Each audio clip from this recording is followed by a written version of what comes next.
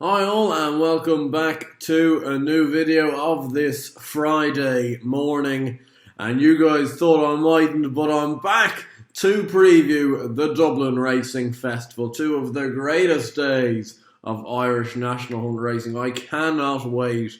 It's the best 2 days of racing, probably of the calendar year over here, and to have it down at my local track at Leopardstown is really just fantastic. Only a 10-15 minute walk away from me. So I've been a member there the last 4 or 5 years at this stage, and I just cannot wait to see a multitude of stars who are running against each other this weekend. The racing is tricky, it's trappy, but it is so good. And if you're not excited by this sort of a weekend, you're in the wrong game, I'm afraid. But I've got to get straight into it, starting off with the Nathaniel Lacey and Partners Solicitors Novice Hurdle, Grade 1 over 2 miles 6, won last year by Commander Fleet, who went on to finish second in the Albert Bartlett Novices Hurdle. And you've got some Albert Bartlett possibilities here, starting off with my biggest shout of the race, which does happen to be the favourite in latest exhibition. He's around 9-4, 5-2 on some boards here.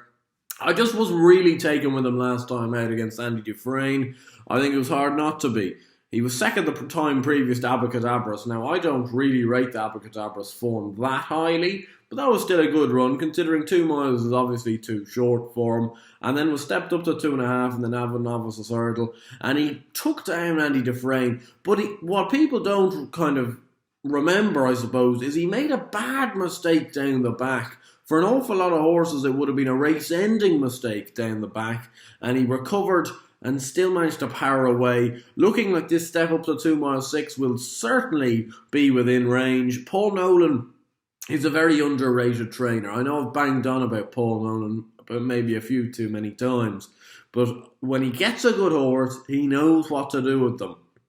And this is one of his good horses. Brian Cooper in the saddle. Hopefully Brian Cooper can return to Grade 1 winning form with this ride.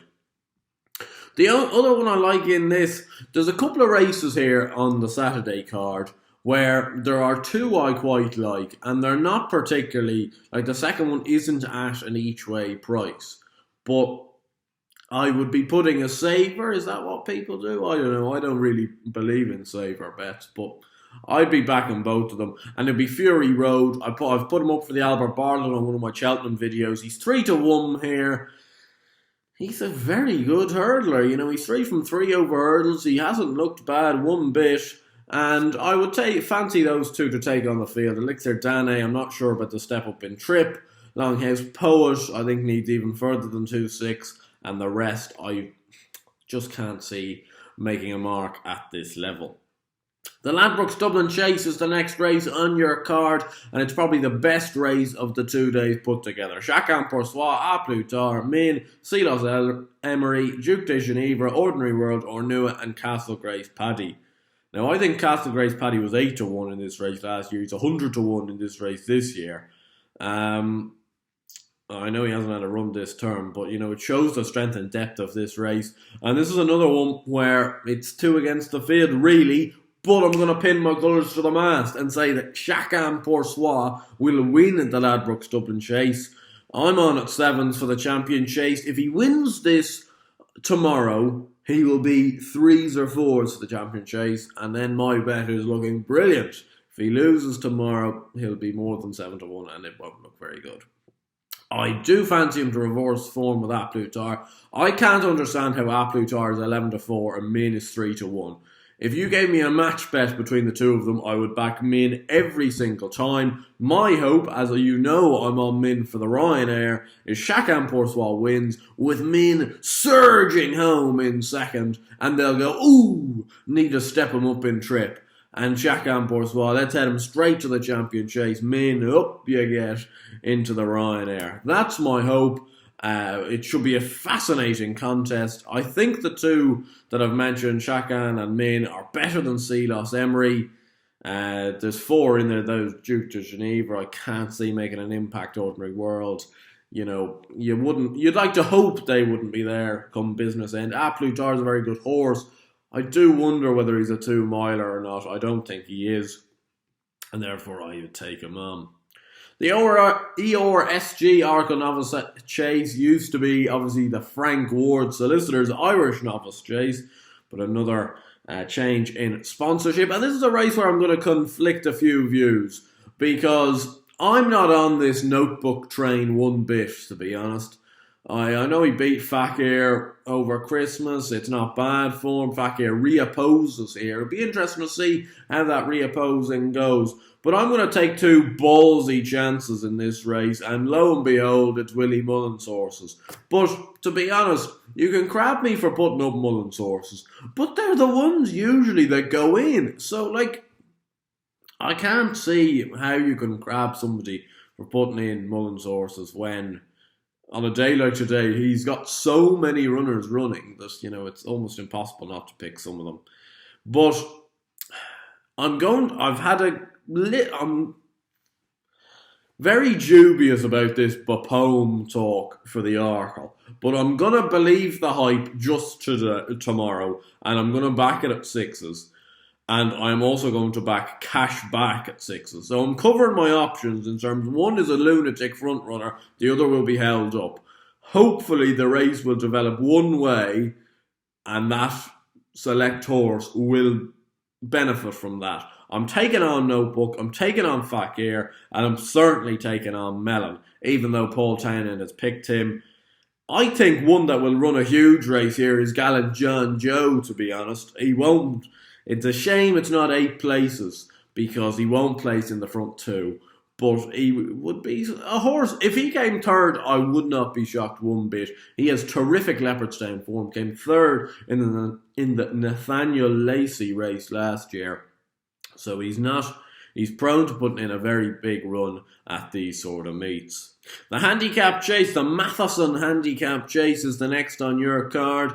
And my big fancy for this is in the shape of Snugsborough Hall for Liam Cusack and Dennis O'Regan. I was at Leopardstown last year when he won a little 4-runner contest. He won it 11 to 10, 5 to 4, I think, but he jumped superbly that day. And he then went on. He was very unlucky in a race at Fairyhouse. I think he got carried out at 2 out when he would have won, and then but compensated while winning at Punchestown. He was put at Cork where he ran over hurdles. Now, to say that was a sympathetic ride, you know, those are one of the ones you're there going, oh geez. Never put in the race really, just complete blowout material. He's 6 to 1 for this race. His price has been found. Paloma Blue I couldn't have. I still have major doubts about his jumping. Eclair de Beaufort has a chance. De Boucher won't get his head in front for my money. Charlie Stout's gone up the weights too much. And the one I landed on an each-way price is a favourite from last year in Camino. Again for Paul Nolan and Brian Cooper. Got me a massive day out when winning this race last year at 16s. He's only £4 sire. He's been running over longer trips this year. Maybe the step back down in trip might help. The PCI Irish Champion Hurdle. Where do we go in this race? Honeysuckle 11 to 8, Sharjah 15 to 8, Classical Dream 7 to 2, 14 to 1 Petit Mouchoir, and 20s the rest. It is yielding to soft ground. What will I do? What will I do? I'm going to the well one more time on yielding to soft ground, and it is Classical Dream. Please shoot me for being such a forgiving type. I just think he's worth one more go on soft ground. I don't like if we rocked up at Cheltenham in the first day for the Champion Hurdle and it was soft ground. I think he's still got a very good chance for the Supreme. He was running on quick ground over Christmas. I think this ground is completely against Sharjah, and I'm gonna take Honeysuckle on.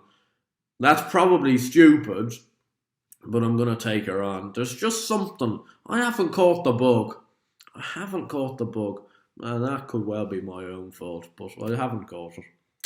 Anyway, we've got the Ladbrokes Hurdle, the Grade B. Used to be any number of names, the Coral Hurdle. It used to be the Sweeps back in the day, which Ted Walsh keeps reminding us on RTE Racing. He always calls it the Bloomin' Sweeps. It hasn't been the Sweeps since around 1998, Ted. But anyway, we've got potentially a complete blot in this race in this form of Unaccepted, who's running off 137. And again, he's another one of these. The price has certainly been found. He's 3-1. For a handicap like this, 3-1 is really a terrible price. But you have to have it in your head that this horse could absolutely romp in. It could be chucked in off 137.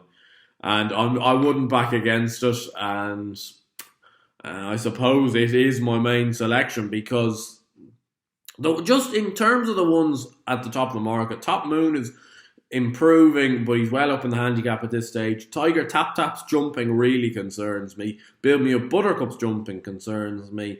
Thatsy, I don't think he's quite at that level. Embittered needs to show a lot more.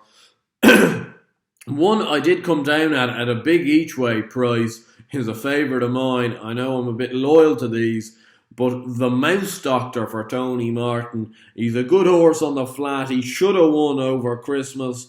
Got a terrible ride in my eyes. Came fourth when I was all in. I was all in again then when he bolted up at Musselburgh last time out. He's £4 out of the handicap here. He's got to improve an awful lot for that.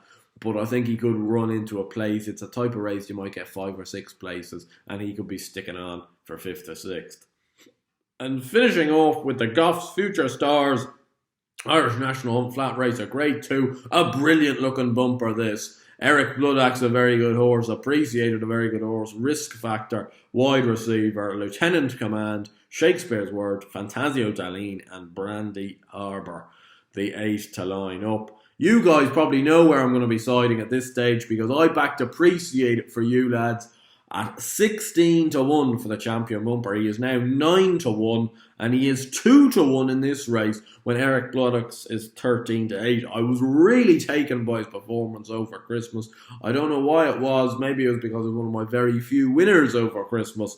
But I was very taken by it. I have carefully selected vibes and I think this horse will win this and will soon be a very short price for the champion bumper. Even if he runs a good race without winning today, I think he could contract in price once again.